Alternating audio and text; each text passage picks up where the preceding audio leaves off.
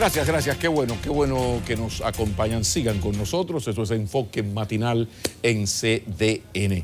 Un tema importante, con mucho de tabú, sí, pero el que sea un tema tabú lo hace más urgente el que uno lo socialice. Entonces hay que hablar de salud mental, pero desde la visión del Estado Dominicano, y por eso entonces habíamos solicitado a producción y así lo hizo, bueno, que venga acá el más alto responsable de lo que tiene que ver con salud mental dentro del Estado Dominicano, específicamente dentro del Ministerio de Salud Pública. Y qué bueno que accedió el doctor Ángel Almanzar a esto, a conversar con nosotros sobre este tema tan fundamental como la salud mental del pueblo dominicano y las políticas sociales del Estado en ese sentido.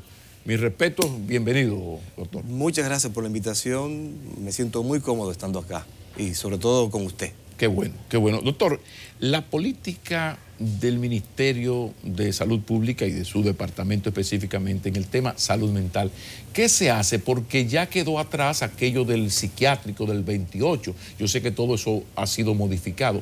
¿Cómo se está trabajando la salud mental del pueblo dominicano a través del Ministerio, del Sistema Nacional de Salud? Hablemos de eso, por favor. Exacto. Hay varias estrategias en donde se desmonta el antiguo quehacer psiquiátrico en el país y nos vamos montando gradualmente en un nuevo modelo de acercamiento y aproximación a la salud mental. Por ejemplo, hay toda una estrategia de ampliación de cobertura de camas hospitalarias para pacientes en crisis. Y ya llevamos 13 unidades de intervención en crisis funcionando en hospitales de diferentes puntos del país. Por ejemplo, al desmontar también el antiguo hospital psiquiátrico, tuvimos que hacer toda una estrategia para colocar en todo el Gran Santo Domingo unidades de intervención en crisis en hospitales generales, Hospital Darío Contreras, Hospital Moscoso Puello, Hospital Gautier, Hospital Santo Socorro, Hospital Calventi, Hospital de los Girasoles, el Jacinto Mañón, en donde desde cada región del país se pudieran acoger la demanda que tenía el antiguo hospital psiquiátrico. Ok, pero una cosa es la sala de atención de crisis. Una persona está en crisis de salud mental, es llevado ahí, es estabilizado, vuelve para su casa, y la gente ya que tiene una esquizofrenia crónica, sin solución, ese que estaba antes en el hospital psiquiátrico, ¿qué hace el Estado? Una persona que haya que aislarla, lo que hace la clase media alta en estos centros privados. Una persona tiene un problema de salud mental grave o de adicción, y entonces yo lo pongo en un centro privado que cuesta todo el dinero del mundo. ¿Qué es lo que tiene el Estado Dominicano? Una sala donde en esa crisis es llevado, se estabilizó y le doy de alta, ¿o hay la alternativa a ese tipo de personas? Hay la alternativa. Estamos montando la red de salud mental dentro de la red de salud pública, sí, ¿verdad? Con matices, porque no es lo mismo tratar un trastorno mental que una patología normal como cardiología, como diabetes, etc. Entonces, el antiguo hospital psiquiátrico se eliminó, se transformó. ¿Esa transformación en qué consiste, perdón? En hacer... ¿Qué se hace ahora que no se hacía antes? Hacer en parte de la estructura física de ese centro un centro de rehabilitación psicosocial. Allá nos quedamos con 121 usuarios, le llamamos ahora, que antes estaban en el antiguo hospital psiquiátrico. Eran los internos de antes. Los de antes, en unas condiciones deplorables. Ahí. Sí, no, eso es de antología. Exacto. Ahora se pueden ver los programas que se han hecho de televisión para que se compare cómo estamos tratando y cómo estamos interviniendo a esas personas que quedaron allá. De esos 121, sí, bueno, pues nos quedan alrededor de esos, quedan alrededor de 70, más o menos. Pero esa es la capacidad que tiene el Estado de recibir enfermos crónicos en enfermedades de salud mental. La idea de la estrategia, sí, es que los enfermos crónicos estén en su comunidad. El enfoque es de respeto de derechos humanos. Y el enfoque de respeto de derechos humanos implica que una persona no tiene que estar recluido en un sitio. Pero eso es muy clase media, o sea, un señor... No, eso es democracia. Me explico, porque aquí el que sabe es usted, para que me dé la información. Pero cuando digo muy clase media es porque la clase media toma su familiar, hay unos medicamentos, está más o menos bajo control y esa familia se ocupa de cuidar, de que se tomen los medicamentos. Pero en un país donde 3 de cada 10 dominicanos son pobres, tenemos un drama grave cuando hay un enfermo crónico de salud mental en esa población empobrecida, o sea, gente que no tiene quien lo cuide, que es el drama terrible. ¿Me comprendo? Yo comparto los derechos humanos en términos de esa clase media que puede recibir a su paciente, se le dan los medicamentos y está en la casa, alguien lo cuida. Pero esa no es la situación de por lo menos una cuarta parte de la población dominicana, quizás una tercera parte.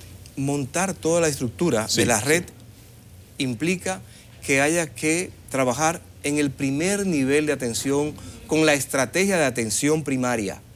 Trabajar en el segundo nivel de atención con la estrategia de atención primaria y trabajar en el tercer nivel de atención con la estrategia de atención primaria. La estrategia de atención primaria busca implicar a la familia y a la comunidad en la atención continua, respetando los derechos. Entonces, si el Estado mejora la calidad de la atención, acerca a la comunidad la atención y es garante de los medicamentos y de las diferentes instancias que tienen que bregar con este paciente. Lo que pasa es que perdóneme doctor, yo me estoy refiriendo a ese enfermo mental ya terrible que usted ve desnudo, haciendo las necesidades en las calles. Esa gente no tiene familia. Y pues no, sí la tiene. Y son mucho más de 100 y tantos. Cuando digo no tiene familia, en términos de atención. Pero vamos a ver. En términos de atención. Pues ¿Qué hace el Estado con una persona, pero pobre de mendicidad, que no se sabe bien dónde vive, y si vive en una casita en casa del caray? ¿Qué se hace con esa persona? Tenemos los datos. Vamos ya al segundo año, en donde cada semana estamos interviniendo en las calles a 2 personas con trastorno mental, no indigentes, 2 personas con crisis de salud mental. Lo que pasa es que si es muy pobre y tiene problemas de salud mental, termina en la indigencia. Bueno, no, pero se categoriza. Determinamos si tiene un problema de salud mental o si es una persona que se fue a vivir a la calle porque es puramente indigente. Claro, por supuesto. Bien. Entiendo. Entonces, estamos interviniendo por semana a 2 personas. Okay. Cuando yo dije que ya del antiguo hospital psiquiátrico nos quedan unos alrededor de 70 usuarios y tenemos capacidad para 120, es que tenemos 90 ahora mismo. Pero 20 es de las personas que hemos intervenido en las calles. ¿Y qué hacen ustedes con ese que ustedes intervienen en la calle, que es una persona pobre, que la familia no tiene posiblemente ni para comer? O sea, ¿qué usted hace? O sea, ¿qué hace el Estado con ese ciudadano si no lo acoge? ¿Sabe que hemos descubierto? Que desde más de 200 personas que en 2 años hemos retirado de las calles, solamente hay 20 y algo en el Centro de Rehabilitación Psicosocial. Porque el gran grueso, cuando identificamos la familia, le buscamos los medicamentos, la familia decide acogerlo. ¿Qué hacemos? Buscamos el médico y psicólogo más cercano a esa comunidad donde vive esa familia, le garantizamos los medicamentos y la familia decide llevarse a su familiar, sin ningún tipo de imposición. Es una estrategia que desde Ginebra, la OMS, y desde Washington, la OPS, ha enviado técnicos a que vengan a ver lo que estamos haciendo. Y les puedo hacer llegar el último informe, el de diciembre, de un experto que vino a ver cómo hemos ido montando todo esto y los resultados que hemos tenido. ¿Y de qué población estamos hablando? Porque yo insisto que una persona con problemas gravísimos de salud mental, qué sé yo, en Montecristi, gente pobrísima, ¿de qué manera pues se puede armar todo esto? O sea, ¿hasta qué punto ha sido correcto el desmantelar totalmente aquello de que, bueno, se decía que era, y no se decía, era así, sumamente inhumano el tratamiento que se daba en el hospital psiquiátrico. Ahora, ¿no era más fácil humanizar el tratamiento y que los que no tengan esa alternativa, gente muy pobre, que se ha investigado, la CIUBEN está ahí, sabe quién es quién, se le pueda prestar ese servicio? Porque aquí hay mucho más de 100, 200 enfermos mentales de escasos recursos. Hay muchos más que esos, pero la estrategia es, a donde tenemos que llegar obligatoriamente, es que la familia, la comunidad, la sociedad se haga garante, copartícipe con el Estado del bienestar de esa persona. Recluirlos, llevarlos a un gran hospital psiquiátrico. Todos los hospitales psiquiátricos del mundo se están desmontando. ¿Y qué se está haciendo para integrar a los enfermos mentales a su comunidad y para que, porque hay algo que a mí siempre me ha llamado la atención, y es que de repente a una persona le da un problema de tiroides, entra, y todo el mundo sabe, tiene hipotiroidismo, Juancito Pérez Vidal tiene hipotiroidismo, entra en un tratamiento, a los 6 meses está perfectamente, ya más nadie va a recordar que ese señor sufría de hipotiroidismo. Aquí, si una persona tiene una crisis de salud mental, porque no manejó una pérdida, por lo que sea, una depresión con signos hereditarios, lo que sea, queda un estigma. Queda una etiqueta para toda la vida. Ese tigre está medio loco. Dice, no, espérese, no, eso no es una persona en crisis de salud mental que puede en 6 meses, 1 año, totalmente recuperado, reintegrarse. ¿Qué se está haciendo para un proceso de educación, para que ese ciudadano entienda que esa persona tiene una crisis de salud mental como usted tiene una crisis de gastroenteritis, por ejemplo? Por ejemplo, desde lo más sencillo, trabajar contra el estigma es muy difícil. Gracias. Viendo que el estigma es el desprecio, el menosprecio que la persona tiene hacia el otro. Y el estigma trae consigo otro asunto gravísimo, la discriminación. Es el cierre de oportunidades, de puertas, para que esa persona accese a los mismos beneficios de cualquier persona normal en la sociedad. Cuando desde el inicio decimos que hay que respetar los derechos de esa persona, no recluyéndolo en un sanatorio para toda la vida, en un psiquiátrico, en un asilo para toda la vida, ahí empezamos a trabajar contra el estigma y la discriminación. Pero que usted ahora, yo sé que es una tendencia internacional, pero ahora se plantea un poco en esa línea de sacarlo ya los hospitales no se usan, que se integre, pero también está el drama de las familias que no tienen que caerse muertas. Y ocurre con la inmensa mayoría de los que uno ve en las calles. Ahí es que estamos trabajando duramente, montando los diferentes niveles de atención a esa persona. Si a la familia le quitamos la carga económica de encima y le disminuimos la emocional, esa carga emocional, eso que drena la vivencia de la familia, entonces la familia acoge al sujeto. Pero doctor, no soy, por respeto profesional, por mucho respeto profesional a usted, no va a ser este hijo de Baní quien va a darle clasecitas de esto, ni a decirle lo que le voy a decir, o sea, porque usted lo sabe muchísimo mejor que yo, o sea, el atender a un enfermo psiquiátrico esquizoide no es un asunto serio. O sea, una persona que se volvió loco, que ya está en la parte esquizoide, ya que es Napoleón Bonaparte, lo que uno llama incorrectamente, una persona ya perturbada totalmente, la atención a esa persona, eso no es paja de coco. Así mismo es. Y la gente tiene que trabajar. ¿Quién se queda con él a cuidarlo? Pero ¿cómo se va a quedar a cuidarlo si en esa casa se come con lo que esa señora y el señor se van a trabajar a buscar los chelitos en la calle, sea algo para conseguir la comida? Pero tienen un hijo o el papá de uno de los dos totalmente en crisis. Así mismo es. Entonces, ¿cómo se hace? ¿Cómo se hace? Con un buen tratamiento que mitiga, que elimina esa crisis esquizoide, psicótica, como se quiera llamar. Esa persona vuelve a sus cabales, se tranquiliza, ¿verdad? Y a la vez seguimos montando los dispositivos. ¿Qué dispositivos faltan, por ejemplo? Ahora para este año, en el plan nuestro tenemos que en el Gran Santo Domingo tenemos que instalar 12 centros de salud mental comunitarios. Los centros de salud mental... ¿En qué consiste?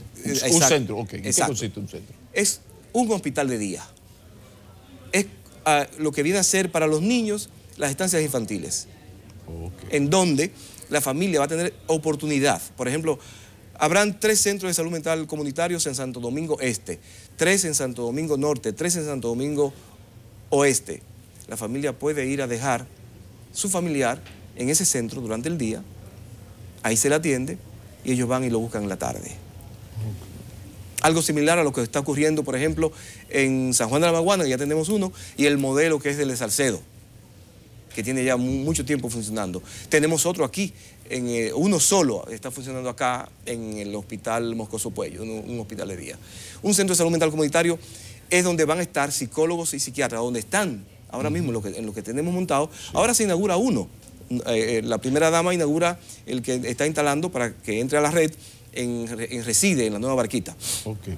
Entonces, cuando tengamos todas las estructuras funcionando, va a ser mucho más fácil para las familias acogerse a estas estructuras y a estos servicios, en donde se va a amortiguar muchísimo el impacto de la carga a la familia y a la comunidad. Doctor, ¿qué tan grave es el tema de la salud mental en la sociedad dominicana comparativamente con nuestra liga, Centroamérica y el Caribe? Aquí hay por cada 100.000 mayor cantidad de personas ya con este tipo de problema. El dominicano es muy tendente a... Porque siempre se ha hablado de que el dominicano tiene una gran vocación para ser feliz, esa herencia andaluza africana, que de todo hace, como decía Chiquetete, que de sus penas hacen rayos de sol. Eso habría que ir a las estadísticas. ¿Cómo estamos nosotros? Pues las estadísticas nuestras van muy acorde con las mundiales y con las regionales también. ¿Estamos por encima o por debajo del promedio? No, estamos en el promedio. Okay. Para que tengamos una idea, el 4.7% en proyección de la población dominicana padece en estos momentos de algún síntoma de depresión considerable. El 1% de la población dominicana padece de esquizofrenia. Alrededor del 2%. El 1%. Exactamente. Pero esos son 100.000. 100.000 personas. 100.000 personas. ¿No? Así mismo es. Y casi 500.000 de personas con síntomas depresivos. O sea que nosotros estamos en ese ritmo mundial donde se dice que la gran peste, en algún momento fueron las bacterias, luego los virus, ahora la gran peste es lo neurológico, el problema de lo cerebral. De la depresión. Sí. De hecho, en total, no menos del 25% de la población mundial, incluyendo la dominicana en este momento, padece algún trastorno depresivo de salud mental considerable. Ok, pero el psiquiatra entra y el salud mental... el psicólogo. Y el psicólogo entra a hacer el trabajo ante el problema. Ahora, ¿qué se está haciendo para tener una sociedad más sana? Porque decía don Víctor Manuel San José Sánchez que esta sociedad es un buen proyecto para el mal.